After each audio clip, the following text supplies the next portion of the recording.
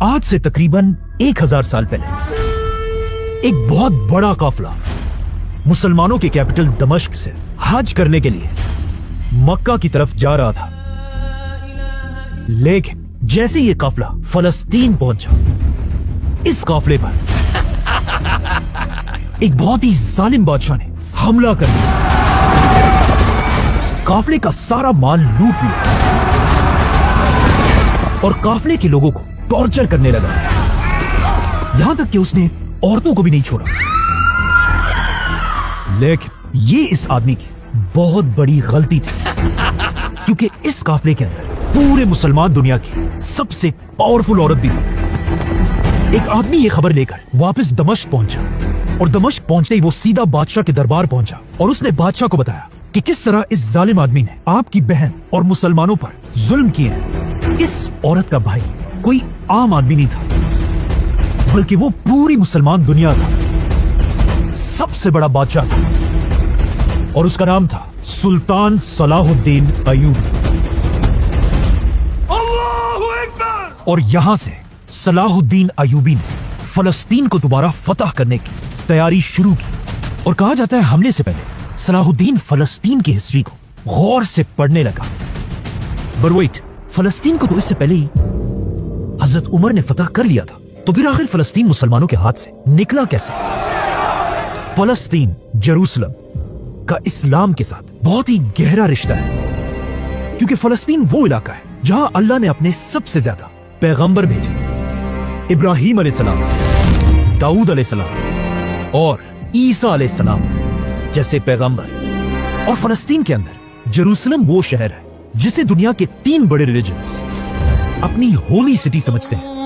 बल्कि आज से 1400 साल पहले जब रसूलुल्लाह सल्लल्लाहु अलैहि वसल्लम मक्का में थे, अल्लाह ने उन्हें एक ही रात में मक्का से जेरूसलम पहुंचाया, जहां उन्होंने बैतुल मक़दस में खड़े होकर अपने से पहले आने वाले सारे पैगंबरों की इमामत की। जिसके बाद यहीं से आप सल्लल्लाहु अलैहि वसल्लम ने एक ही रात में आसमानों का सफर किया। लेकिन जब तक आप सल्लल्लाहु अलैहि वसल्लम दुनिया में थे, मुसलमान कभी भी जेरूसलम तक नहीं पहुंच सके। उस जमाने के फलस्तीन पर एक बहुत बड़ी सुपर पावर का राज था, द ग्रेट रोमन एम्पायर। लेकिन आप सल्लल्लाहु अलैहि वसल्लम ने अपनी जिंदगी में मुसलमानों को पहले यह बता दिया था कि एक दिन मुसलमान पैगंबरों के शहर जेरूसलम को जरूर फतह करेंगे। और बिल्कुल ऐसा ही हुआ। आप सल्लल्लाहु अलैहि वसल्लम के बाद पहले खलीफा अबू बकर रज़ियल्लाहु अन्हु ने रोमन एम्पायर पर हमला कर दिया, जिसके बाद दूसरे खलीफा उमर बिन खत्ताब रज़ियल्लाहु अन्हु ने रोमन और पर्शियन एम्पायर को क्रश कर दिया और मुसलमानों की फौजें सीधा फुल स्पीड जेरूसलम के पास पहुंची और जेरूसलम को हर तरफ से घेर लिया। यह देखकर जेरूसलम का लीडर रोमन एम्पायर के बादशाह से मदद की भीख मांगने लगा। लेकिन हजरत उमर ने रोमन एम्पायर की कमर ऐसे तोड़ी थी कि रोमन एम्पायर के बादशाह ने जेरूसलम की कोई मदद नहीं की। यह देखकर जेरूसलम के लीडर ने ऐलान किया कि अगर खलीफा उमर खुद मेरे पास आएगा तो मैं जेरूसलम बगैर किसी जंग के मुसलमानों के सामने सरेंडर कर दूंगा। जब हजरत उमर को मदीना में इस बात का पता चला, उन्होंने फौरन मदीना में हजरत अली को अपनी जगह मुसलमानों का लीडर बनाया और खुद जेरूसलम की तरफ रवाना हुए। जेरूसलम के लीडर ने हजरत उमर की सादगी को देखकर जेरूसलम उनके सामने सरेंडर कर दिया। इस तरह खलीफा उमर रज़ियल्लाहु अन्हु मुसलमानों को लेकर पहली बार एक कतरा भी खून का बहाए बगैर पैगंबरों के शहर जेरूसलम एंटर हुए। जिसके बाद हजरत उमर जेरूसलम के अंदर बैतुल मक़दस पहुंचे। बैतुल मक़दस वही जगह थी जहां इससे हजारों साल पहले सुलेमान अलैहिस्सलाम ने एक बहुत बड़ी मस्जिद बनाई थी, जिसे उसके बाद 2 दफा बहुत ही बुरी तरह तबाह कर दिया गया था। और अब जब खलीफा उमर वहां पहुंचे, वहां कोई भी मस्जिद नहीं थी, बल्कि उसे एक कचरे का ढेर बनाया हुआ था। इसीलिए सबसे पहले हजरत उमर ने यह जगह साफ कराई और फिर यहाँ लकड़ियों से एक छोटी सी सिंपल मस्जिद बनाई। हजरत बिलाल रज़ियल्लाहु अन्हु ने अजान दी और मुसलमानों ने यहाँ पहली बार नमाज पढ़ी। हजरत उमर की यह छोटी सी मस्जिद आज एक बहुत ग्रैंड मस्जिद है, जिसे मस्जिद अल अक्सा कहा जाता है। हजरत उमर के बाद मुसलमानों के नए खलीफा हजरत उस्मान बने, जिन्होंने जेरूसलम शहर को और भी डेवलप किया। यहाँ बड़े बड़े कुएं बनाए और नई सड़कें बनाई। और हजरत उस्मान के दौर में फलस्तीन और इस सारे इलाके के गवर्नर का नाम मुआविया रज़ियल्लाहु अन्हु था। हजरत उस्मान के बाद मदीना के सारे मुसलमानों ने अपना नया खलीफा हजरत अली रज़ियल्लाहु अन्हु को बनाया। हजरत अली की हुकूमत पूरे खिलाफत में फैल गई, सिवाय एक इलाके के, शाम, जिसमें फलस्तीन भी शामिल था, क्योंकि यहां के गवर्नर मुआविया रज़ियल्लाहु अन्हु ने खलीफा अली रज़ियल्लाहु अन्हु के हाथ पर बैत नहीं की थी और यहां से इस्लाम की पहली सिविल वॉर शुरू हुई, जिसके बाद हजरत अली की पूरी खिलाफत में फलस्तीन उनके कंट्रोल से बाहर रहा। हजरत अली के बाद मुसलमानों ने अपना नया खलीफा हजरत हसन रज़ियल्लाहु अन्हु को बनाया। लेकिन जैसे ही हजरत हसन यहां खलीफा बने, वहां मुआविया रज़ियल्लाहु अन्हु ने अपनी खिलाफत की बैत लेना शुरू की और उन्होंने अपने इस खिलाफत की बैत कहीं और नहीं बल्कि जेरूसलम शहर के अंदर ली।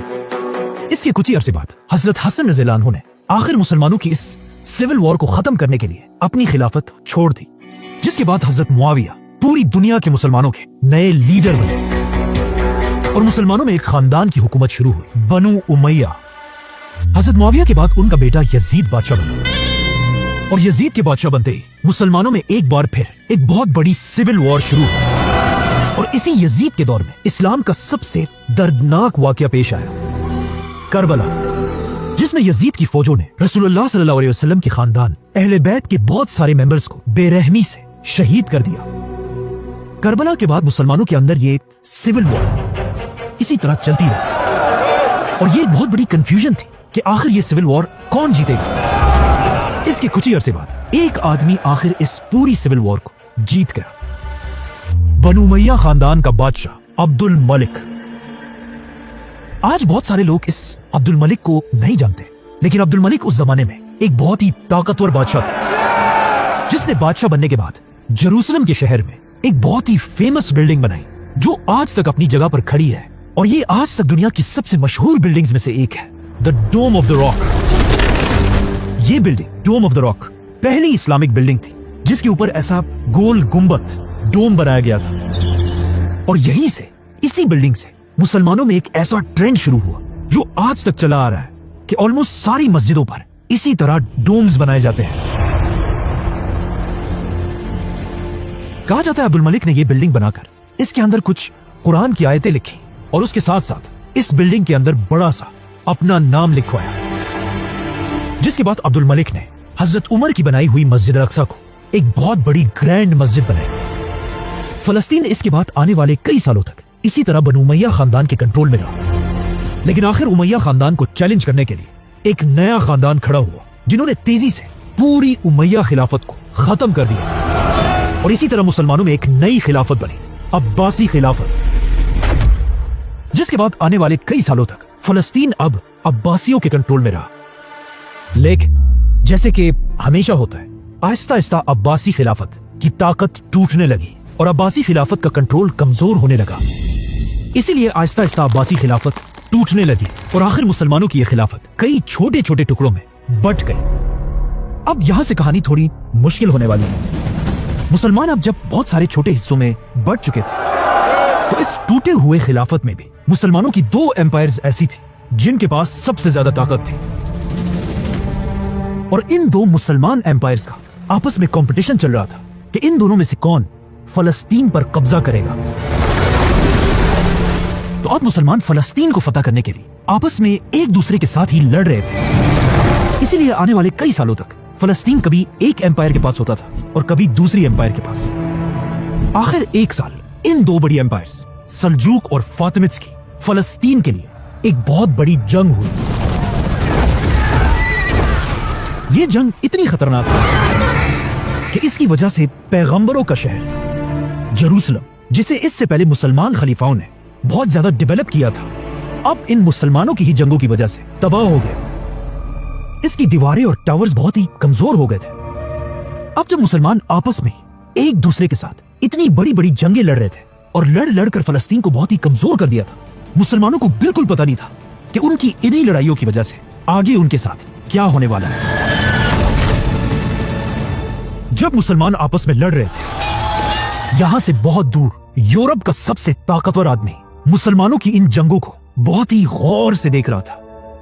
यह वो आदमी था जिसके सामने यूरोप के बड़े बड़े बादशाह अपना सर झुकाते थे और यूरोप का हर आम आदमी इसे ही अपना लीडर मानता था और इसका नाम था पोप अर्बन II। जैसे ही वो नया पोप बना, वो अपनी पहली स्पीच के लिए अपने तख्त पर चढ़ा और अपनी स्पीच में उसने यूरोप के क्रिश्चियंस को जिंदगी का एक नया मकसद दिया, फलस्तीन। ये इतनी इंपॉर्टेंट स्पीच थी कि इसी स्पीच की वजह से आने वाले 200 साल तक मुसलमानों और क्रिश्चियंस के दरमियान तारीख की सबसे बड़ी जंगें हुई, जो आज तक पूरी दुनिया को याद है और जिनका नाम था द क्रूसेड। पोप अर्बन ने अपनी स्पीच शुरू की। ऐ लोगों सुनो, आज मैं ये ऐलान करता हूं, यूरोप का जो भी क्रिश्चियन इस नई होली जंग में हमारा साथ देगा, उसकी जिंदगी के पिछले सारे गुनाह माफ कर दिए जाएंगे और वो सीधा जन्नत में जाएगा। पोप की इन बातों ने क्रिश्चियंस के अंदर एक नई आग भड़काई थी और पोप की इन बातों से क्रिश्चियंस मुसलमानों के साथ एक बहुत बड़ी जंग के लिए तैयार हुए। इस स्पीच के बाद पोप ने अपने खास लोगों को पूरे यूरोप में फैला दिया। ये लोग हर जगह जाकर यूरोप के आम लोगों को मुसलमानों के खिलाफ जंग के लिए भड़काते रहते थे, जिसमें ये लोग बहुत सारे झूठ भी बोलते थे कि मुसलमान फलस्तीन में क्रिश्चियंस पर बहुत जुल्म करते हैं और क्रिश्चियंस के सबसे होली चर्च में मुसलमानों ने घोड़े और कुत्ते बांधे हुए हैं। आखिर इन बातों से आहिस्ता आहिस्ता यूरोप के क्रिश्चियंस मुसलमानों से जंग के लिए तैयार होने लगे। ये देखकर पोप ने पूरे यूरोप में ऐलान किया कि अगले साल हम सब मिलकर मुसलमानों के फलस्तीन पर हमला करेंगे और उसे छीन लेंगे। अब जब पोप यूरोप में इस फौज को तैयार कर रहा था, अचानक यूरोप के एक छोटे से गांव से एक बूढ़ा सा गरीब और फकीर आदमी अपना गधा लेकर अकेले फलस्तीन की तरफ रवाना हुआ। रास्ते में ये फकीर हर गांव में खड़े होकर जोर जोर से लोगों से कहता था कि हम अगले साल नहीं बल्कि आज ही फलस्तीन फतह करेंगे। चलो मेरे साथ। इस फकीर की बातें सुनकर लोग बहुत मोटिवेट हुए और आहिस्ता आहिस्ता इसके साथ इस सफर में जुड़ने लगे और आखिर इस बुड्ढे के साथ इतने लोग जुड़ गए कि इसके और इसके गधे के पीछे 20,000 की फौज चल रही थी। लेकिन ये कोई फौज नहीं थी, बल्कि सिर्फ आम लोग थे जो अपने घरों से खुलाड़ियां, हथौड़े और बेलचे लेकर मुसलमानों से फलस्तीन छीनने जा रहे थे।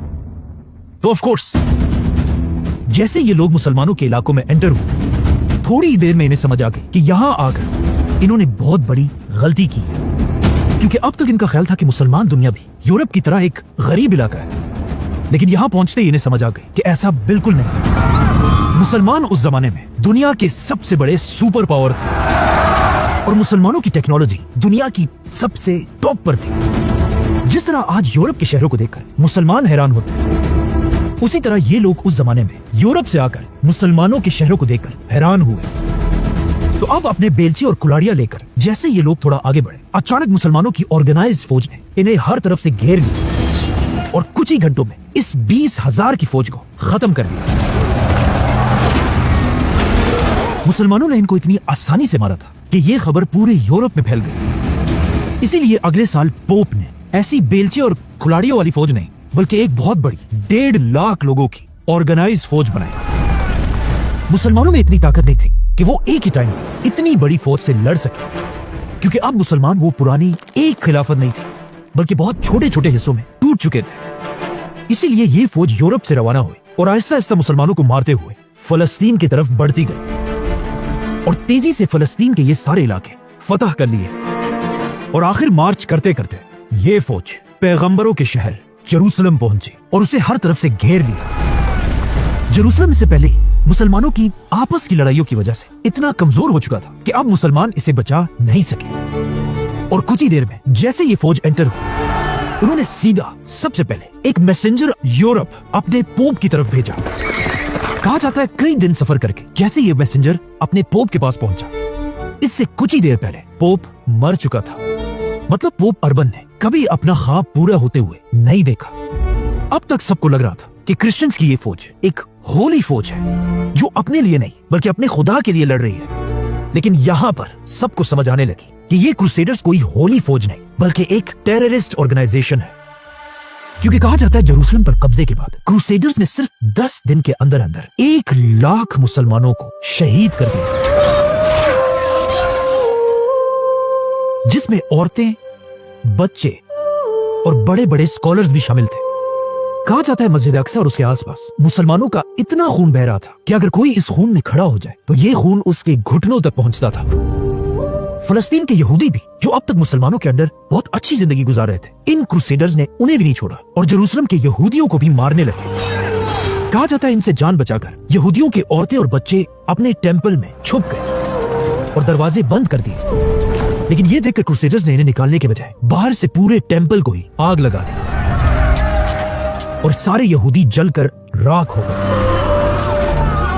अब जब मुसलमान और यहूदी मर चुके थे तो क्रूसेडर्स के ये सारे जुल्म खुद अपने क्रिश्चियंस ने ही लिखे हैं। एक क्रूसेडर खुद कहता है कि उस दिन हमने इतने मुसलमानों को मारा था कि मुसलमानों के खून से हमारे जिस्म लाल हो चुके थे, और फिर इसी तरह खून से भरे हुए हम अपने चर्च गए और वहां हमने अपने खुदा से कहा कि आज हमने मुसलमानों से अपना बदला पूरा कर दिया है। इस तरह वो जेरूसलम जिसे इससे 400 साल पहले खलीफा उमर बिन खत्ताब रज़ियल्लाहु अन्हु ने एक कतरा खून का बहाए बगैर फतह किया था, आज 400 साल बाद इन क्रिश्चियंस ने लाखों लोगों को मारकर उसे मुसलमानों से छीन लिया। फलस्तीन इस तरह आसानी से छिन जाना मुसलमानों के लिए बहुत ही शर्म की बात थी, लेकिन इस दौर में फलस्तीन का जाना लाजमी था ताकि मुसलमानों को पता चले कि उनकी आपस की जंगों की वजह से आज उनकी दुनिया में कोई औकात नहीं रही। क्योंकि फलस्तीन के जाते ही आहिस्ता आहिस्ता दुनिया के हर मुसलमान को समझ आने लगी कि हमारी आपस की जंगों की वजह से आज हम इस हाल तक पहुंचे हैं, और यहां से अब मुसलमानों की बारी थी कि वो आपस की दुश्मनियां तोड़कर एक हो जाए और दोबारा फलस्तीन पर हमला करके इसे फतह करें।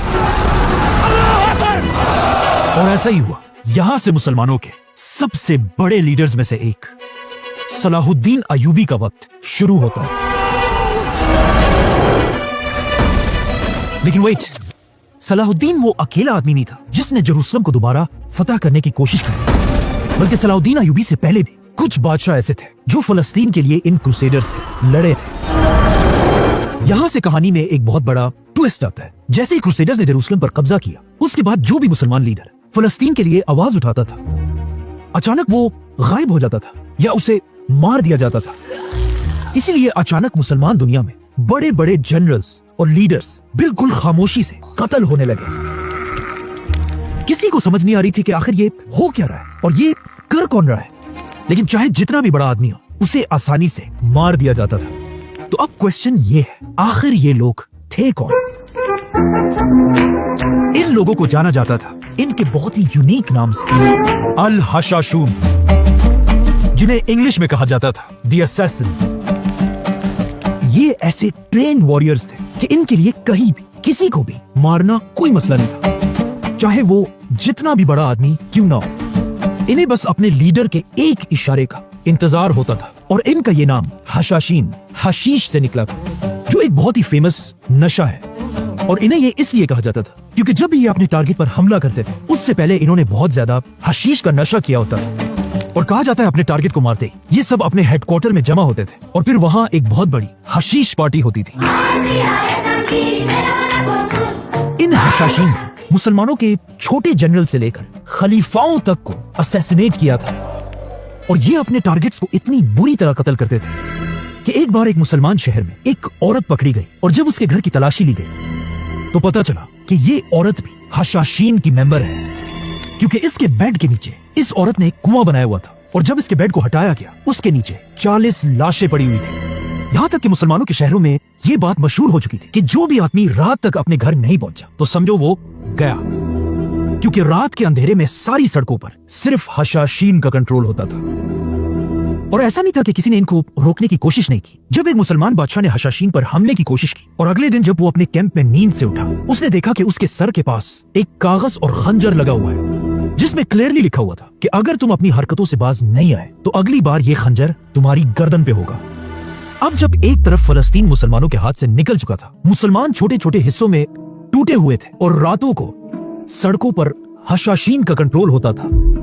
अचानक एक दिन एक काफिला मुसलमानों के एक शहर से दूसरे शहर की तरफ जा रहा था। इस काफिले के सरदार को कुछ ही दिन पहले उसके शहर से जबरदस्ती भगा दिया गया था, और अब जब ये काफिला रास्ते में था, इसी सफर के दरमियान इस सरदार का बेटा पैदा हुआ।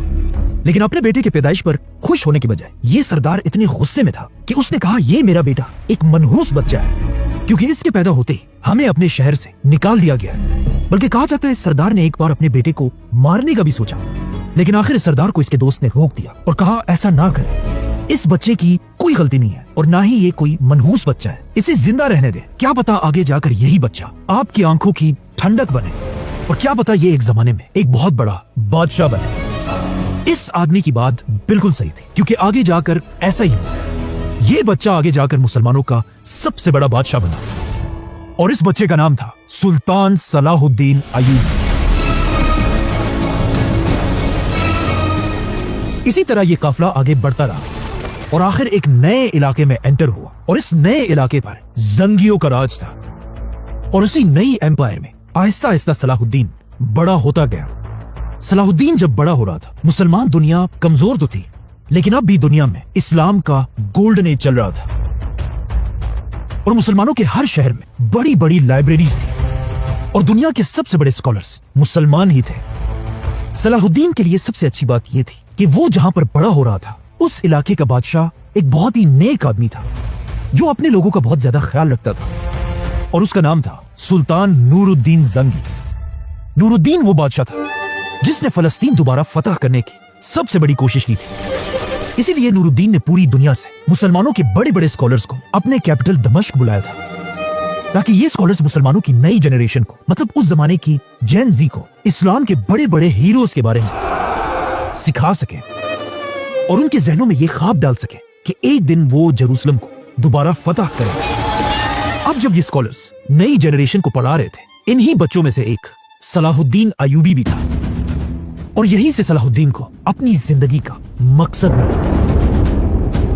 ये वही जगह थी जहां सलाहुद्दीन ने पहली बार किताबों में रसूलुल्लाह सल्लल्लाहु अलैहि वसल्लम के बारे में पढ़ा कि किस तरह उन्होंने मुश्किलों से निकलकर मदीना की रियासत बनाई थी, किस तरह अबू बकर रज़ियल्लाहु अन्हु हर मुश्किल वक्त में आप सल्लल्लाहु अलैहि वसल्लम के साथ खड़े थे, किस तरह खलीफा उमर बिन खत्ताब रज़ियल्लाहु अन्हु ने उस जमाने की सुपर पावर्स को क्रश कर दिया था,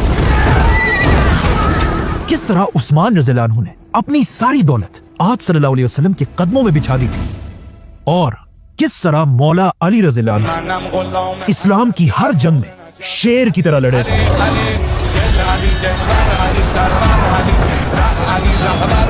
और कहा जाता है पढ़ने लिखने के साथ साथ सलाहुद्दीन बचपन से घोड़े और तलवार चलाने की ट्रेनिंग ले रहे थे और तलवार की ये ट्रेनिंग वो किसी और से नहीं बल्कि अपने ही चचा शिरकू से लेता था। सलाहुद्दीन का ये चचा शिरकू कोई आम आदमी नहीं बल्कि उस जमाने के सबसे बड़े बादशाह नूरुद्दीन जंगी का एक बहुत बड़ा और खास जनरल था। और आखिर जब इसी शहर दमिश्क में सलाहुद्दीन की उम्र 30 साल हुई, बादशाह नूरुद्दीन ने सलाहुद्दीन के चचा शिरकू को इजिप्ट फतह करने का हुक्म दिया, लेकिन जाने से पहले शिरकू अपने ही भतीजे सलाहुद्दीन को भी साथ लेकर गया जिसे उसने खुद ट्रेन किया था। अब जब सलाहुद्दीन और उसके चचा एक बहुत बड़ी फौज लेकर इजिप्ट की तरफ जा रहे थे, यहां पर मसला यह था कि इजिप्ट की फौज बहुत ही बड़ी थी, इसीलिए शिरकू की फौज में कुछ लोग घबराने लगे, जिसे देखकर सलाहुद्दीन और शिरकू ने सारे जनरल्स की मीटिंग बुलाई। इस मीटिंग में कुछ जनरल्स बार बार शिरकू से कह रहे थे कि हमें यह जंग नहीं करनी चाहिए क्योंकि सामने इजिप्ट की फौज हमसे बहुत ज्यादा बड़ी है। इस मीटिंग में इन जनरल्स की आंखों में ऐसी बेगैरती देखकर सलाहुद्दीन खड़ा हुआ और अपने चचा से कहा कि यहां जो कोई भी ये कह रहा है कि उसे जंग नहीं करनी तो वो वापस जाए और अपने बीवी और बच्चों के साथ घर में छुप कर बैठे। इस यंग सलाहुद्दीन के जज्बे को देखकर शिरकू ने अपने जनरल से कहा, आपने सबसे पहले घबराना नहीं है। इसी के साथ ये फौज इजिप्ट की तरफ रवाना हुई और एक बहुत सख्त जंग के बाद आखिर पूरा इजिप्ट फतह कर लिया, जिसके बाद सलाहुद्दीन का चचा पूरे इजिप्ट का गवर्नर बना। लेकिन जैसे ही वो गवर्नर बना, उसके सिर्फ 2 महीने बाद सलाहुद्दीन का ये चचा फौत हो गया और उसके फौत होते ही सारे जनरल्स ने मिलकर सलाहुद्दीन अय्यूबी को सिर्फ 32 साल की उम्र में पूरे इजिप्ट का गवर्नर बना दिया।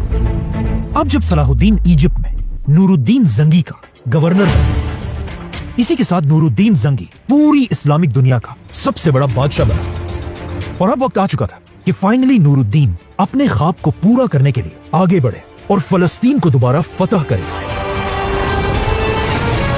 जिसके बाद कहा जाता है नूरुद्दीन जंगी ने एक बहुत खूबसूरत मिंबर तैयार कराया और सबसे कहा कि जब मैं फलस्तीन फतह करूंगा, इंशाल्लाह मैं खुद ये मिंबर मस्जिद अक्सा के अंदर रखवाऊंगा। तो अब जब नूरुद्दीन हमले की तैयारियां कर ही रहा था, अचानक एक दिन उसकी तबीयत खराब होने लगी और इसके कुछ ही दिन बाद नूरुद्दीन इस दुनिया से चला गया और वो फलस्तीन फतह करने का अपना ख्वाब पूरा नहीं कर सका।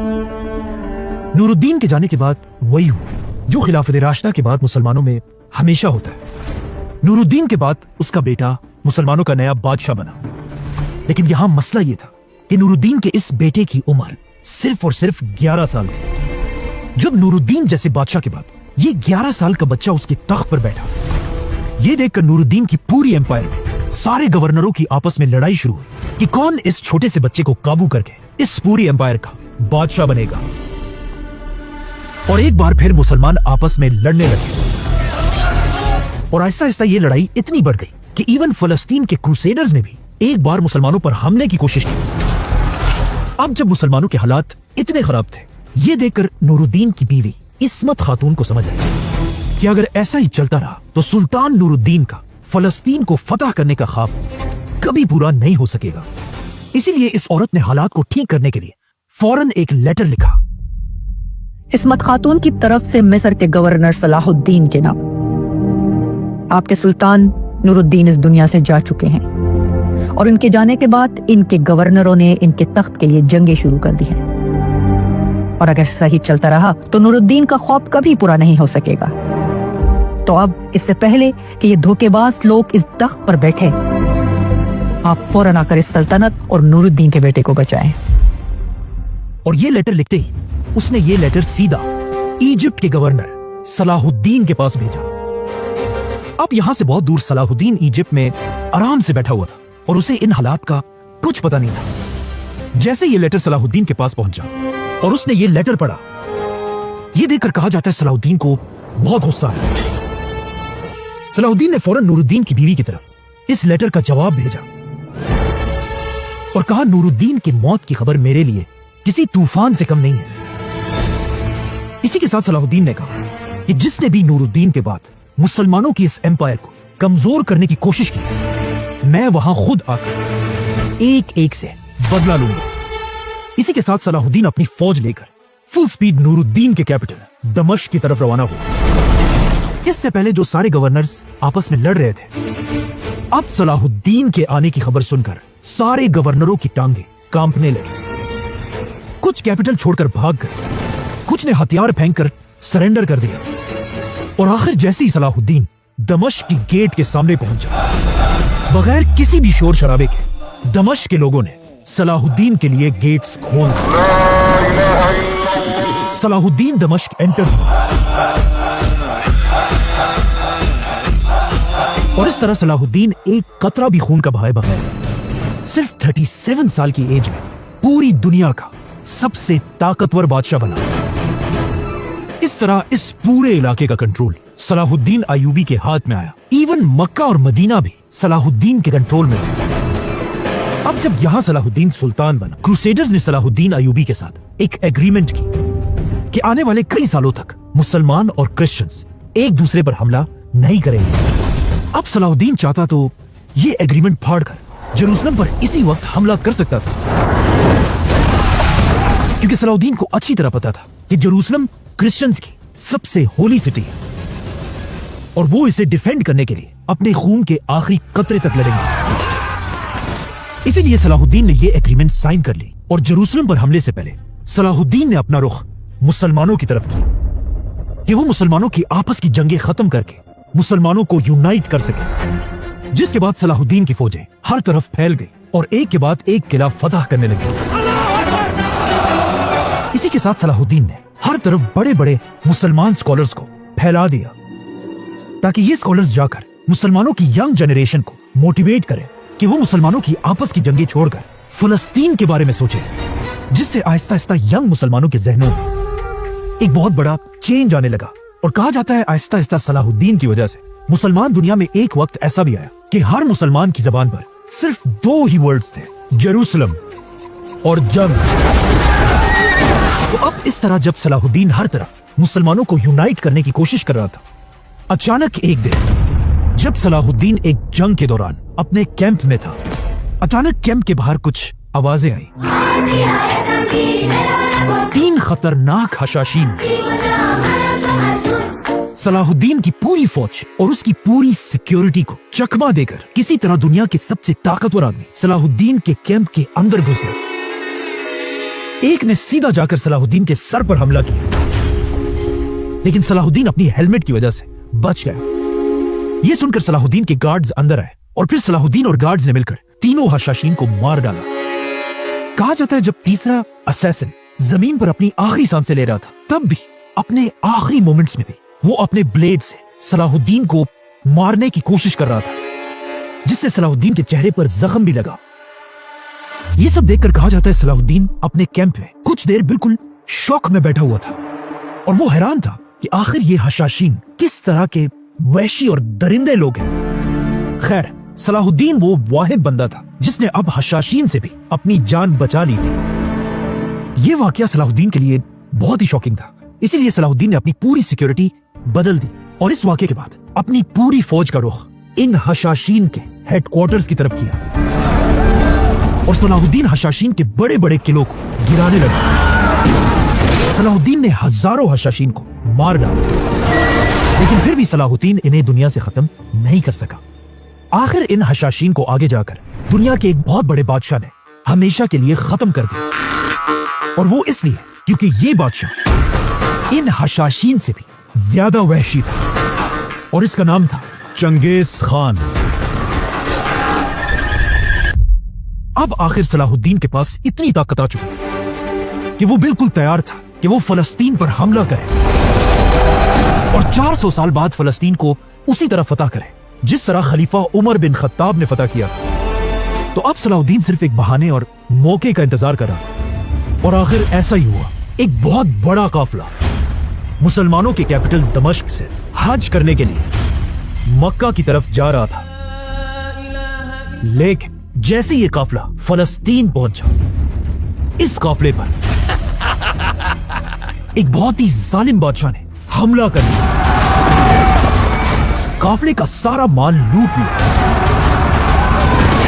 और काफिले के लोगों को टॉर्चर करने लगा, यहां तक कि उसने औरतों को भी नहीं छोड़ा। लेकिन ये इस आदमी की बहुत बड़ी गलती थी, क्योंकि इस काफिले के अंदर पूरे मुसलमान दुनिया की सबसे पावरफुल औरत भी थी। इस जालिम आदमी का नाम रेनॉल्ड de Chatillon था। एक आदमी ये खबर लेकर वापस दमिश्क पहुंचा और दमिश्क पहुंचते ही वो सीधा बादशाह के दरबार पहुंचा और उसने बादशाह को बताया कि किस तरह इस जालिम आदमी ने आपकी बहन और मुसलमानों पर जुल्म किए हैं। ये सुनकर सलाहुद्दीन को बहुत गुस्सा आया और उसने फौरन रेनॉल्ड की तरफ हुक्म भेजा कि वो इसी वक्त इन कैदियों को छोड़ दे। लेकिन रेनॉल्ड इतना बेशर्म आदमी था, उसने जवाब क्या भेजा पता है? रेनॉल्ड ने सलाहुद्दीन से कहा, जाओ और अपने पैगंबर मोहम्मद से कहो कि वो इन कैदियों को मुझसे छुड़ाए। अब ये बात सुनकर कहा जाता है सलाहुद्दीन का गुस्सा कंट्रोल से बाहर हो चुका था और यहीं पर सलाहुद्दीन ने कसम खाई कि इस रेनॉल्ड का सर मैं अपने हाथों से काटूंगा। इसी के साथ सलाहुद्दीन ने अपनी पूरी एम्पायर में खबर भेजी और हुक्म दिया कि पूरी फौज जंग के लिए रेडी हो जाए। जैसे ही मुसलमानों की फौज जमा हुई, सलाहुद्दीन इस पूरी फौज को लेकर फलस्तीन की तरफ रवाना हुआ। जैसे ही सलाहुद्दीन की फौज फलस्तीन एंटर हुई, सबसे पहले उन्होंने इस किले पर हमला किया और इस किले को घेर लिया। ये एक ऐसा किला था जिसके पीछे साफ पानी का एक बहुत बड़ा तालाब था। जैसे ही मुसलमानों की फौज यहां पहुंची, वहां जेरूसलम में भी क्रूसेडर्स का अब नया बादशाह आ चुका था और उसने भी क्रिश्चियंस की फौज को रेडी होने का हुक्म दिया। और जैसे ही फौज तैयार हुई, जेरूसलम का बादशाह ये फौज लेकर सलाहुद्दीन की तरफ रवाना हुआ। लेकिन अब यहां मसला यह था कि इस क्रूसेडर फौज ने जुलाई के महीने में फलस्तीन के गर्म डेजर्ट को क्रॉस करके सलाहुद्दीन तक पहुंचना था और ऊपर से इस पूरे रास्ते में इस इतनी बड़ी फौज के लिए बहुत ही कम पानी के कुएं थे। इसीलिए जाने से पहले क्रूसेडर्स के बादशाह ने अपने सारे जनरल्स की मीटिंग बुलाई और अपने इन जनरल से पूछा कि हमें क्या करना चाहिए। जहां कुछ समझदार जनरल्स ने कहा कि हमें इस गर्म डेजर्ट में मरने की बजाय यहीं पर बैठकर सलाहुद्दीन का इंतजार करना चाहिए। लेकिन ये सुनकर इनका वही जालिम गवर्नर रेनॉल्ड चीख उठा और कहा कि नहीं, बल्कि हमें खुद जाकर सलाहुद्दीन पर हमला करना चाहिए। क्योंकि खुदा की मदद हमारे साथ है। और वैसे भी वहाँ किले के पास पानी का इतना बड़ा तालाब है कि वहाँ पहुंचकर हम सब आराम से पानी पी लेंगे। आखिर इस मीटिंग में रेनॉल्ड की बात मानी गई और क्रूसेडर्स जुलाई के महीने में इस गर्म डेजर्ट को क्रॉस करने लगे और बगैर किसी पानी के इसी तरह ये फौज डेजर्ट में चलती रही। लेकिन इन सब के दिलों में एक ही उम्मीद थी कि इस रास्ते के एंड में ये सब उस तालाब से पानी पी सकेंगे। आखिर कई दिनों तक इसी तरह सफर करके ये फौज तालाब के करीब पहुंच गई। इस फौज को दूर से तालाब दिखने लगा, लेकिन जैसे ये फौज थोड़ी आगे बढ़ी, इस फौज के हर सोल्जर ने देखा कि इनके और तालाब के दरमियान सुल्तान सलाहुद्दीन की पूरी फौज खड़ी है। असल में इससे पहले ही सलाहुद्दीन को अच्छी तरह पता था कि जब ये क्रूसेडर्स यहाँ पहुंचेंगे ये बहुत ही थके हुए और प्यासे होंगे। इसीलिए सलाहुद्दीन ने पहले से अपनी पूरी फौज को पानी के सामने खड़ा कर दिया था। तो अब अगर इन क्रूसेडर्स ने पानी पीना था तो उन्हें पहले सलाहुद्दीन की फौज से गुजर कर जाना था। इसीलिए इन प्यासे क्रूसेडर्स ने मुसलमानों पर हमला कर दिया। क्रिश्चियंस की फौज मुसलमानों से बड़ी थी, इसीलिए यहाँ पर हित्तीन की जमीन पर एक बहुत बड़ी और खतरनाक जंग शुरू हुई। और क्रूसेडर्स कोशिश कर रहे थे किसी तरह वो उस पानी तक पहुंच जाए, लेकिन सलाहुद्दीन ने उन्हें ऐसा करने नहीं दिया। और आहिस्ता आहिस्ता सलाहुद्दीन की फौज क्रिश्चियंस को घेरने लगी। कहा जाता है ये सब कुछ ऊपर से सलाहुद्दीन अयूबी देख रहा था। जैसे ही मुसलमानों की फौज ने उन्हें घेरा, सलाहुद्दीन के बेटे ने उनसे कहा कि अब्बाजान मुबारक हो, आप ये जंग जीत रहे हैं। लेकिन सलाहुद्दीन ने अपने बेटे से कहा नहीं, जब तक उनके बादशाह का कैंप अपनी जगह पर खड़ा है हम ये जंग नहीं जीते। वहां जंग में मुसलमान और भी क्रिश्चियंस को पीछे धकेलने लगे और जंग के दरमियान झाड़ियों को आग लगाने से हर तरफ धुआं फैला हुआ था। ये देखकर सलाहुद्दीन के बेटे ने उनसे दोबारा कहा अब्बाजान मुबारक हो, हम जीत रहे हैं। लेकिन सलाहुद्दीन ने फिर वही बात कही कि जब तक बादशाह का कैंप खड़ा है हम नहीं जीते। आखिर मुसलमानों की फौज ने ऑर्गेनाइज होकर क्रिश्चियंस को हर तरफ से घेर लिया और कुछ ही देर में हजारों क्रूसेडर्स मरने लगे और आहिस्ता आहिस्ता मुसलमानों ने उनके बादशाह को भी घेर लिया। यह देखकर सलाहुद्दीन के बेटे ने तीसरी बार कहा कि अब्बाजान आप जंग जीत रहे हैं। लेकिन सलाहुद्दीन ने कहा नहीं, जब तक बादशाह का वो और जैसे ही सलाहुद्दीन यहां तक पहुंचा, अचानक बादशाह का कैंप गिर गया। ये देखते ही सलाहुद्दीन ने आंखें बंद की और जमीन पर गिर गया और अल्लाह को सजदा किया और कहा अब हम ये जंग जीत चुके हैं। इस तरह मुसलमानों ने क्रूसेडर्स की पूरी फौज तबाह कर दी और जो लोग जिंदा बच गए मुसलमान उन्हें कैदी बनाने लगे। इन्हीं कैदियों में मुसलमानों ने क्रूसेडर्स के बादशाह को भी पकड़ लिया। और सबसे बड़ी बात यह थी, रसूलुल्लाह सल्लल्लाहु अलैहि वसल्लम की गुस्ताखी करने वाला रेनॉल्ड भी मुसलमानों के हाथ जिंदा आया। जैसे ही सलाहुद्दीन को पता चला, उसने फौरन बादशाह और रेनॉल्ड को अपने पास अपने कैंप बुलाया। और जब सलाहुद्दीन ने देखा कि दोनों को प्यास लगी हुई है, यह देखकर सलाहुद्दीन ने बादशाह को एक प्याले में पानी या जूस दिया। बादशाह ने इस प्याले से खुद भी पिया और फिर यह प्याला रेनॉल्ड को दे दिया। अब उस जमाने का कल्चर यह था कि जब भी कोई बादशाह किसी को कुछ ऑफर करता था, इसका मतलब यह था कि बादशाह ने उसे माफ कर दिया है। लेकिन अब जब रेनॉल्ड ने भी इस प्याले से पिया, यह देखकर सलाहुद्दीन को गुस्सा आया और उसने गुस्से में रेनॉल्ड से कहा कि हम अपने मेहमानों का बहुत ख्याल रखते हैं, लेकिन तुम मेरे मेहमान नहीं हो और यह प्याला मैंने तुम्हें नहीं बल्कि तुम्हारे बादशाह ने दिया है। और फिर सलाहुद्दीन ने रेनॉल्ड से कहा कि तुम वो आदमी हो जिसने हमारे पैगंबर मोहम्मद सल्लल्लाहु अलैहि वसल्लम की गुस्ताखी की थी और अब मैं पूरी उम्मत की तरफ से तुमसे इसका बदला लूंगा। लेकिन सलाहुद्दीन में सब्र भी इतना ज्यादा था कि रेनॉल्ड को मारने से पहले सलाहुद्दीन ने उसे कहा कि गुस्ताखी तो तुमने की है, लेकिन अगर तुम इस्लाम कबूल करके तौबा कर लो तो मैं तुम्हें माफ कर दूंगा। लेकिन ऑफ कोर्स रेनॉल्ड ने कहा नहीं। इसी के साथ सलाहुद्दीन ने अपनी तलवार निकाली और एक ही बार में रेनॉल्ड का सर काटकर अपनी कसम पूरी कर दी। लेकिन फिर भी सलाहुद्दीन इतने गुस्से में था कि उसने रेनॉल्ड की लाश पकड़ी और उसे घसीटकर बादशाह के सामने लेकर आया। कहा जाता है यह देखकर बादशाह कांपने लगा क्योंकि उसे लगा कि अब अगली बारी उसकी होगी। लेकिन सलाहुद्दीन ने बादशाह से कहा रिलैक्स, तुम्हें मैं कुछ नहीं कहूंगा। हमारा यह रिवाज नहीं कि एक बादशाह दूसरे बादशाह को मारे। इस तरह सलाहुद्दीन ने क्रूसेडर्स की पूरी फौज को एक ही वार में खत्म कर दिया था। और अब बगैर कोई टाइम जाया किए सलाहुद्दीन अपनी पूरी फौज लेकर पैगंबरों के शहर जेरूसलम की तरफ रवाना हुआ। अब वहां जेरूसलम में बच्चे बच्चे को इस बात का अच्छी तरह पता था कि आगे उनके साथ क्या होने वाला है। और सब जेरूसलम की दीवारों पर खड़े होकर सिर्फ सलाहुद्दीन की फौज का इंतजार कर रहे थे। आखिर जेरूसलम की दीवार से एक आदमी ने दूर से एक मुसलमान सोल्जर देखा और कहा सलाहुद्दीन पहुंच चुका है। लेकिन बाकियों ने उसे कहा कि ये तो सिर्फ एक आदमी है। लेकिन उसने कहा नहीं, सलाहुद्दीन पहुंच चुका है। सलाहुद्दीन की फौज ने आते जेरूसलम को चारों तरफ से घेर लिया। अब यहां सबसे बड़ा मसला यह था, जेरूसलम का बादशाह सलाहुद्दीन की कैद में था।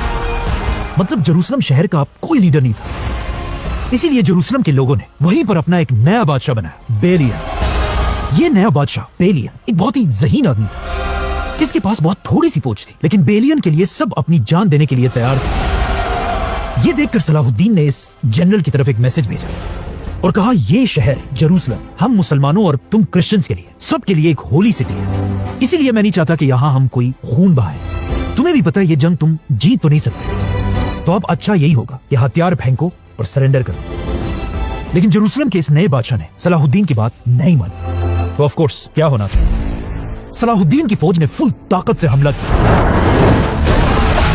लेकिन जेरूसलम के अंदर क्रिश्चियंस भी बहादुरी से लड़ रहे थे। मुसलमान इसलिए बहादुरी से लड़ रहे थे कि पिछले ऑलमोस्ट 90 इयर्स से जेरूसलम की मस्जिद अक्सा में कोई अजान नहीं दी गई थी, बल्कि मस्जिद अक्सा को इन्होंने एक घोड़े बांधने की जगह बनाई थी। और पिछले 90 इयर्स में ये मुसलमानों के पास पहला मौका था कि वो इस शहर को दोबारा फतह करें। लेकिन सामने क्रिश्चियंस इसलिए बहादुरी से लड़ रहे थे क्योंकि उन्हें पता था कि 90 साल पहले जब इन्होंने इस शहर को फतह किया था तो उन्होंने मुसलमानों पर कितना जुल्म किया था। 1 लाख मुसलमानों को मारा था। तो अब इन क्रिश्चियंस का ख्याल था कि अगर मुसलमान इस सिटी को फतह करेंगे, वो भी हमसे एक एक मुसलमान का बदला लेंगे। इसीलिए दोनों फौजें अपनी फुल ताकत के साथ खून के आखिरी कतरे तक लड़ रहे थे। अगले 5 दिन तक सलाहुद्दीन की तोपें इसी तरह हमला करती रहीं। और आखिर 5 दिन की सख्त लड़ाई के बाद फाइनली सलाहुद्दीन की एक तोप ने जेरूसलम की दीवार का एक हिस्सा गिरा दिया।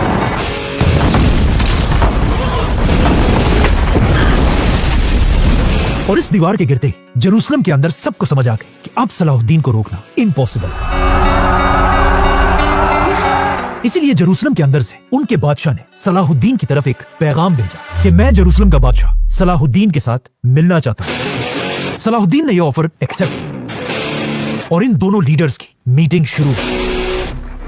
सबसे पहले सलाहुद्दीन ने बेलियन से पूछा कि बताओ तुम्हारा क्या इरादा है? शहर कब हमारे हवाले करोगे? बेलियन ने सलाहुद्दीन को क्लियरली बता दिया कि हम जेरूसलम को इतनी आसानी से जाने नहीं देंगे, बल्कि हम सब अपने खून के आखिरी कतरे तक आपसे लड़ेंगे। और अगर फिर भी हम ना जीते तो हम इस पैगंबरों के शहर जेरूसलम को आग लगा देंगे, जिससे आपकी मस्जिद अक्सा भी नहीं बचेगी। सलाहुद्दीन ने बेलियन से पूछा कि अगर तुम इस तरह हर चीज को आग लगाओगे तो उससे तो तुम्हारा चर्च भी जल जाएगा। जिस पर बेलियन ने कहा कि मुझे किसी भी चीज की कोई परवाह नहीं है, चाहे जो भी हो, मैं इस पूरे शहर को आग लगा कर रहूंगा। क्योंकि बेलियन को पता था अगर ये शहर उसने सरेंडर कर दी, सलाहुद्दीन इस शहर के हर क्रिश्चियन को मार डालेगा। तो अब बेलियन की बातें सुनकर सलाहुद्दीन ने थोड़ा सोचा और फिर बेलियन को एक ऐसी ऑफर दी जो वो कभी सोच भी नहीं सकता था। सलाहुद्दीन ने बेलियन से कहा कि मैं जेरूसलम फतह करके इसके अंदर हर क्रिश्चियन को माफ कर दूंगा। जेरूसलम में हर चर्च का अच्छे से ख्याल रखूंगा और अगर कोई भी क्रिश्चियन जेरूसलम को छोड़कर जाना चाहे, वो सिर्फ थोड़ा सा टैक्स देकर जेरूसलम से बगैर किसी खतरे के जा सकेगा। ये सुनकर बेलियन बिल्कुल हैरान रह गया क्योंकि उसे पता था कि इससे 90 इयर्स पहले जब क्रिश्चियंस ने इस शहर पर कब्जा किया था, उन्होंने यहाँ के हर मुसलमान को मार डाला था, मस्जिद अक्सा को घोड़े बांधने की जगह बना दी थी और पूरे जेरूसलम शहर को मुसलमानों के खून से लाल कर दिया था। और अब सलाहुद्दीन वो सब कुछ भुलाकर हम सारे क्रिश्चियंस को माफ करने के लिए तैयार है। और आखिर वो बेलियन जो इससे पहले जेरूसलम को जलाने वाला था, अब सलाहुद्दीन की बातें सुनकर उसने सलाहुद्दीन से कहा कि अगर आपकी यही ऑफर है तो फिर मैं जेरूसलम आपके सामने सरेंडर कर दूंगा। Then under these terms I surrender Jerusalem. इसी के साथ आखिर 90 इयर्स बाद मुसलमान दोबारा जेरूसलम एंटर हुए। इससे आगे जो हुआ वो ऑलमोस्ट वैसा ही था कि जब इससे 500 साल पहले रसूलुल्लाह सल्लल्लाहु अलैहि वसल्लम सहाबा के साथ मक्का के शहर एंटर हुए थे। आप सल्लल्लाहु अलैहि वसल्लम ने मक्का फतह करके उन सारे लोगों को माफ कर दिया था जो बहुत सालों से मुसलमानों पर जुल्म कर रहे थे। इस दिन फतह मक्का के बारे में सलाहुद्दीन ने बचपन से पढ़ा था इसीलिए अब जब वो मुसलमानों को लेकर जेरूसलम एंटर हुए, सलाहुद्दीन ने आप सल्लल्लाहु अलैहि वसल्लम की सुन्नत को फॉलो करते हुए जेरूसलम के हर क्रिश्चियन को माफ कर दिया और जेरूसलम की हर गली में ऐलान कराए कि आप सब माफ कर दिए गए हो। जिसके बाद सलाहुद्दीन सीधा मस्जिद अक्सा की तरफ गया और मस्जिद अक्सा को साफ करके इधर वही मिंबर रखवाया जो इससे बहुत साल पहले सलाहुद्दीन के मास्टर नूरुद्दीन ने बनाया था। 90 साल बाद मस्जिद अक्सा में दोबारा आजान दी गई और एक बार फिर मुसलमान सफों में खड़े हुए और सुल्तान सलाहुद्दीन ने सबको नमाज पढ़ाई। अब जब जेरूसलम आजाद हो चुका था, आहिस्ता आहिस्ता क्रूसेडर्स थोड़े से पैसे देकर अपने आप को आजाद करा रहे थे और फिर जेरूसलम छोड़कर जा रहे थे और सलाहुद्दीन भी बहुत सारे लोगों को बगैर पैसों के माफ कर रहा था। आहिस्ता आहिस्ता सलाहुद्दीन ने ऐलान करा कि बूढ़े क्रिश्चियंस को पैसे देने की कोई जरूरत नहीं, बच्चों को भी कोई पैसे देने की जरूरत नहीं और फिर औरतों को भी बगैर पैसों के आजाद करने लगा। ये सब देखकर सलाहुद्दीन के कुछ जनरल्स बिल्कुल भी खुश नहीं थे। आखिर सलाहुद्दीन के सामने बहुत सारे ऐसे जवान लड़के लाए गए जिन्होंने मुसलमानों के खिलाफ जंगें भी की थी और इन लड़कों के पास अपने आप को आजाद करने के लिए कोई पैसा नहीं था। तो अब सलाहुद्दीन ने इन्हें गुलाम बनाने के बजाय सलाहुद्दीन वापस अपने कैंप के अंदर गया और कैंप के अंदर सलाहुद्दीन का अपना पर्सनल जितना भी सोना पड़ा था उसे लेकर बाहर आया और फिर अपने पैसों से एक एक क्रिश्चियन को आजाद कराने लगा। ये देखकर सलाहुद्दीन का भाई भी अपना सोना लेकर आया और उसने 1000 क्रिश्चियंस को आजाद किया। आगे जाकर इन्हीं क्रिश्चियंस ने सलाहुद्दीन की ये बातें पूरी यूरोप में फैलाई, जिसकी वजह से आज तक पूरा यूरोप सलाहुद्दीन को एक हीरो मानता है। Saladin, protect the Christian churches. And Saladin goes, I don't care. We're not massacre. They are. They do this. We don't. और सिर्फ यही नहीं बल्कि कहा जाता है एक टाइम ऐसा भी था कि सलाहुद्दीन एक क्रिश्चियन औरत के बच्चे को ढूंढने के लिए जेरूसलम के बाजारों में खुद फिर रहा था। अब जब ये सारे क्रिश्चियन जेरूसलम को छोड़कर जा रहे थे, इन क्रिश्चियंस में जेरूसलम का लीडर बेलियन भी था। लेकिन जाने से पहले सलाहुद्दीन ने उसे अपने पास बुलाया और उससे कहा कि आप सब जेरूसलम छोड़कर जा तो रहे हैं, लेकिन याद रखें ये सिटी हमारी तरह आपके लिए भी होली सिटी है और आप सारे क्रिश्चियंस जब भी दोबारा जेरूसलम आना चाहे, जेरूसलम के दरवाजे हमेशा आपके लिए खुले होंगे। इस तरह एक बार फिर सलाहुद्दीन की लीडरशिप में मुसलमान, क्रिश्चियंस और यहूदी सब मिलकर बिल्कुल अमन के साथ जेरूसलम में रहने लगे। इस तरह खलीफा उमर रज़ियल्लाहु अन्हु के बाद सुल्तान सलाहुद्दीन ने एक बार फिर जेरूसलम फतह कर लिया, जो मुसलमानों के लिए तो एक बहुत ही खुशी और जश्न की बात थी। लेकिन यहां से बहुत दूर यूरोप में हर तरफ मातम छाया हुआ था, बल्कि लोग इतने शौक में थे कि कहा जाता है जब मुसलमानों की जीत की खबर यूरोप के पोप तक पहुंची, पोप इस खबर के कुछ ही दिन बाद मर गया। इसीलिए नए पोप ने आते ही दोबारा पूरे यूरोप में ऐलान किया कि हम फलस्तीन को इतनी आसानी से नहीं जाने दे सकते, बल्कि हम सब मिलकर सलाहुद्दीन से बदला लेंगे। और इस नई जंग के लिए पोप ने एक बहुत बड़ी फौज बनाना शुरू की, बल्कि इस फौज को फंड करने के लिए पोप ने यूरोप की गरीब आवाम पर एक नया टैक्स लगाया जिसका नाम था सलादिन टैक्स। मतलब यूरोप का हर आदमी अपने पैसों का 10% पोप को देगा ताकि वो सलादिन से दोबारा फलस्तीन छीन सके। और जैसे ये फौज तैयार हुई, यूरोप का सबसे बड़ा बादशाह रिचर्ड द लायन हार्ट ये फौज लेकर फलस्तीन की तरफ रवाना हुआ और आखिर बड़ी बड़ी कश्तियों में ये फौज फलस्तीन पहुंची और एक बार फिर फलस्तीन में एक बहुत बड़ी जंग शुरू हुई, जिसके बाद अगले 5 साल तक सलाहुद्दीन इसी तरह जेरूसलम को डिफेंड करता रहा। लेकिन आखिर 5 साल तक लड़ने के बाद भी क्रूसेडर सलाहुद्दीन से ये जंग नहीं जीत सके और आखिर 5 साल बाद क्रूसेडर्स ने हार मान ली और सिर्फ 2-3 किलो के अलावा पूरा फलस्तीन खाली करके वापस यूरोप की तरफ चले गए। अब जब सलाहुद्दीन ने बार बार यूरोप के बादशाहों को हरा दिया था, यह देखकर सलाहुद्दीन ने अपने जनरल से कहा कि अब मेरा इरादा यह है कि मैं फलस्तीन के बाद सीधा यूरोप की तरफ बढ़ूं और आहिस्ता आहिस्ता पूरे यूरोप को फतह करूं। लेकिन अब जब सलाहुद्दीन यूरोप पर हमले की तैयारी कर रहा था, उसके सिर्फ 1 साल बाद अचानक सलाहुद्दीन की तबीयत खराब होने लगी और सलाहुद्दीन की जिंदगी के आखिरी दिन करीब आने लगे। कहा जाता है सलाहुद्दीन ने मरने से पहले अपने भाई और बेटों को बुलाया और उनसे कहा, याद रखना मैंने जिंदगी में जो भी किया है सिर्फ और सिर्फ अल्लाह को खुश करने के लिए किया है। और फिर कहा, मेरे बेटो याद रखना मेरे बाद मुसलमानों पर जुल्म मत करना। और इस तरह सुल्तान सलाहुद्दीन अय्यूबी इस दुनिया से चले गए। कहा जाता है सलाहुद्दीन की मौत की खबर पूरी दुनिया में फैल गई और मुसलमान ऐसे रो रहे थे कि कोई आम बादशाह नहीं बल्कि कोई अजीम खलीफा दुनिया से गया हो। फौत होने के बाद जब सलाहुद्दीन के माल का हिसाब लगाया गया, सलाहुद्दीन के पास एक सोने के सिक्के और कुछ सिल्वर कॉइन्स के अलावा और कुछ भी नहीं था। जिसके बाद सुल्तान सलाहुद्दीन को उसी के कैपिटल दमिश्क में दफना दिया गया और सलाहुद्दीन की कब्र आज भी उसी तरह मौजूद है। सलाहुद्दीन ने फलस्तीन को ऐसे फतह किया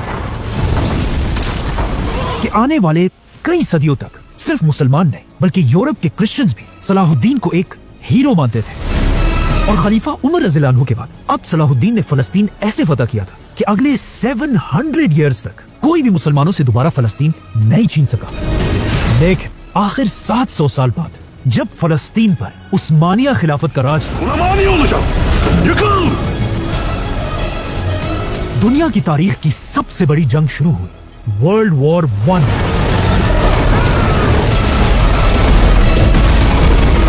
इस वर्ल्ड वॉर में उस्मानिया खिलाफत ने उस जमाने की एक सुपर पावर जर्मनी का साथ दिया और दोनों साथ मिलकर जंग लड़ रहे थे।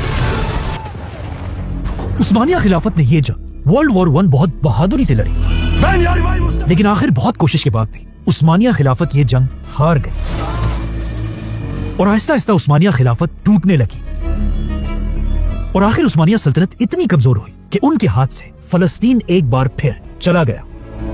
जिसके बाद फलस्तीन उस जमाने की सबसे बड़ी सुपर पावर ब्रिटिश एम्पायर के कंट्रोल में। और उस्मानिया खिलाफत को तोड़ने के बाद कहा जाता है एक दिन एक अंग्रेज जनरल सलाहुद्दीन के शहर में उसकी कब्र के पास आया और फिर इस बेशरम जनरल ने सलाहुद्दीन की कब्र को लात मारी और कहा Salahuddin, Salahuddin, we are back. इसी तरह उस्मानिया खिलाफत के टूटने के कुछ ही अरसे बाद फलस्तीन एक बार फिर मुसलमानों के हाथ से छीन लिया गया और फलस्तीन में पहली बार एक नई रियासत बनी, Israel. Victory will be your victory. और आज से कुछ साल पहले जब अमेरिका ने मुसलमान कंट्रीज पर हमला किया,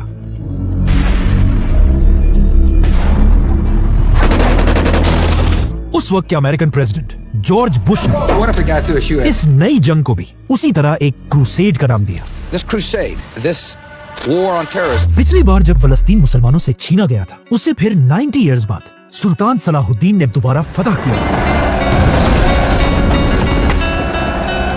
इस बार फलस्तीन के जाने के ऑलमोस्ट 80 इयर्स पूरे हो चुके हैं। हो सकता है आज हम इतने कमजोर हैं कि हम अपना पुराना रिकॉर्ड भी तोड़ दें। I love Israel. I love Israel. और या हो सकता है ऐसा ना हो, क्योंकि क्या पता आज भी एक सलाहुद्दीन पैदा हो चुका हो। जो भी हो, एक बात क्लियर है, सारी दुनिया के मुसलमानों की नजरें उसी आदमी की तलाश में है जो खलीफा उमर बिन खत्ताब रज़ियल्लाहु अन्हु और सुल्तान सलाहुद्दीन अय्यूबी के बाद एक बार फिर मुसलमानों के लिए फलस्तीन फतह करेगा। सब्सक्राइब।